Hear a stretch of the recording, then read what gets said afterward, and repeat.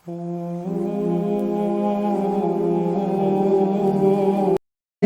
Number 123 में अल्लाह सुब्हानहू व तआला इरशाद फरमाता है, वलक़द नसरकुमुल्लाहु बिबदरिन व अंतुम अज़िल्ला। और यहाँ से फिर ग़ज़वा बदर का तज़किरा हो रहा है, ताकि मदद की तुम्हारी अल्लाह ताला ने बदर में, व अंतुम अज़िल्ला, जब तुम बिल्कुल बेसरो सामान थे। फत्तकुल्लाह, अल्लाह से डरो, लअल्लकुम तशकुरून, कि कहीं तुम शुक्र गुजार बनो। अब यहाँ अल्लाह ताला ने अपने एहसान अजीम को बयान फरमाया है कि ग़ज़वा बदर में जब मुसलमानों की तादाद बहुत कम थी, उनके पास हथियारों की कमी थी, सवारों की कमी थी, जबकि कुफार की तादाद ज्यादा थी, जंगी कुव्वत में मुसलमानों से वो कई गुना ज्यादा थे। इस हालत के अंदर भी अल्लाह रब्बुल इज्जत ने मुसलमानों को फतह हो, कामरानी और कामयाबी से नवाजा।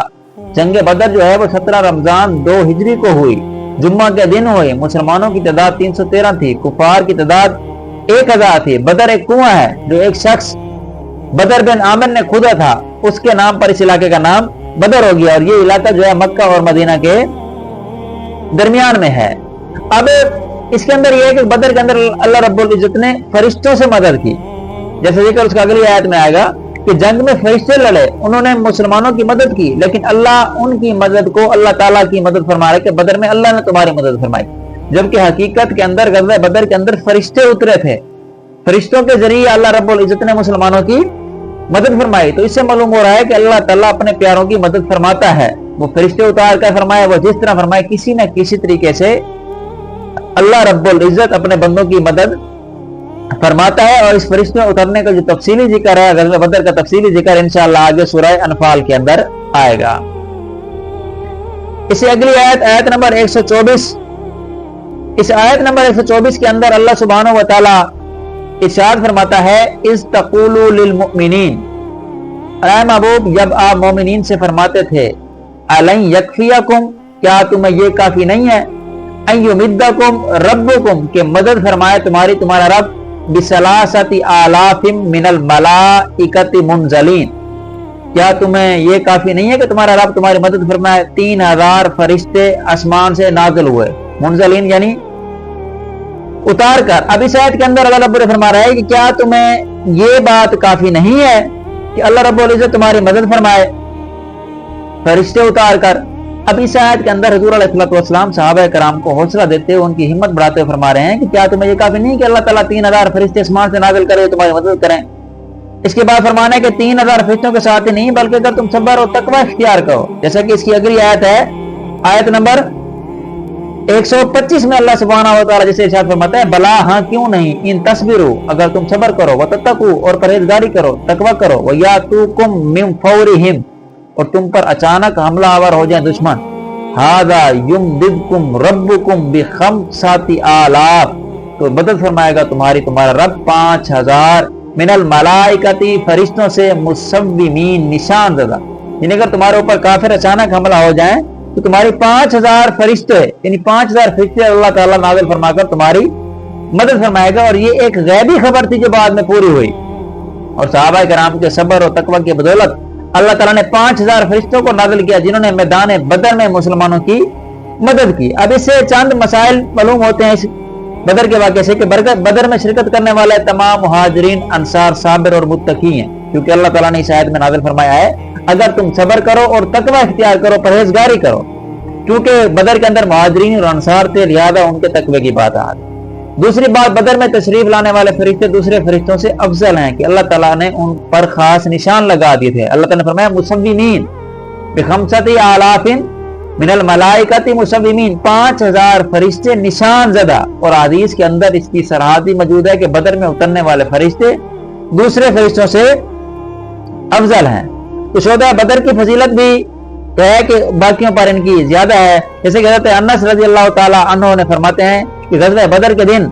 हज़रत हारिसा रज़ी अल्लाह ताला अन्हु शहीद हो गए, तो उनकी वालिदा हुज़ूर अलैहिस्सलाम की बारगाह में हाजिर होकर अर्ज़ की, या रसूलल्लाह, आपको बखूबी मालूम है कि मुझे हारिसा कितना प्यारा था, अगर वो जन्नत में है तो मैं सब्र करूं और सवाब की उम्मीद रखूं, अगर खुदा ना खास्ता अल्लाह ना करे मामला इसके बरअक्स है तो आप देखें कि मैं क्या करती हूँ। आप अलैहिस्सलातु वस्सलाम ने इरशाद फरमाया, तुझ पर अफसोस है, क्या तू पगली हो गई है,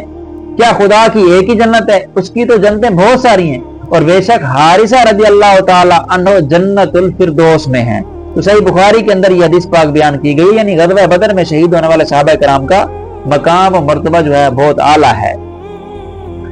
اسے اگلی آیت نمبر 126 کے اندر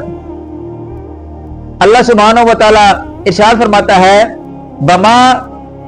جعلہ اللہ الا بشرا لکم، نہیں کیا اسے اللہ رب العزت نے مگر خوشخبری تمہارے لیے،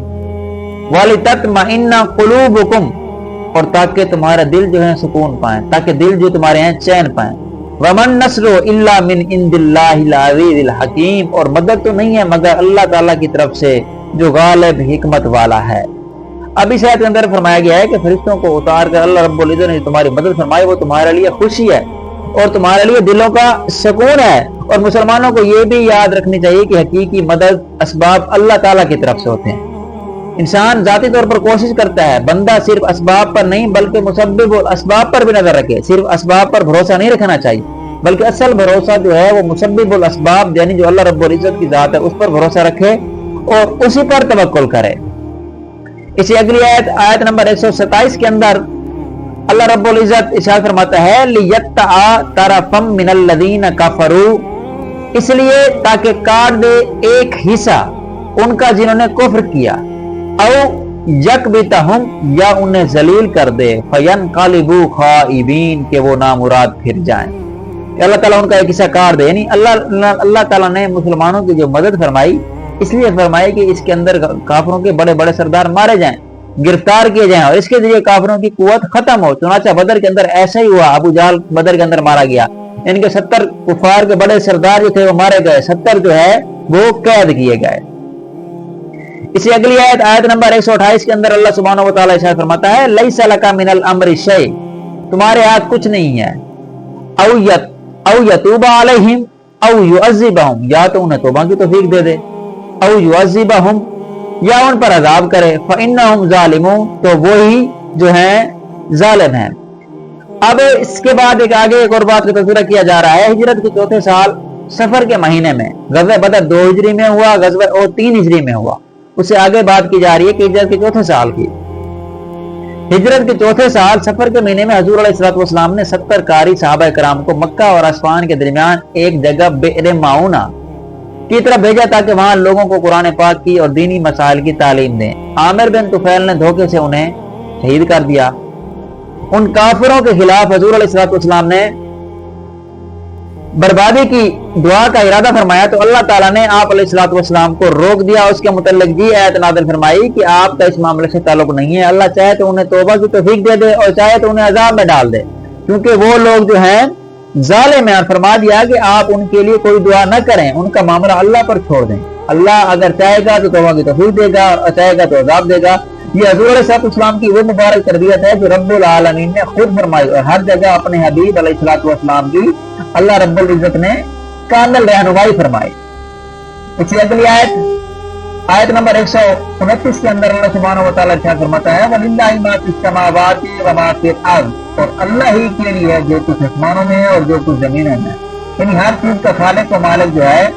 وہ صرف اور صرف اللہ تبارک و تعالیٰ کی ذات ہے۔ یغفر لمن یشاء، بخش دیتا ہے جسے چاہتا ہے، وَيُعَذِّبُ مَن یشاء، اور عذاب دیتا ہے جسے چاہتا ہے، واللہ غفور الرحیم، اور اللہ رب العزت جو ہے بخشنے والا بھی ہے، مہربان بھی ہے۔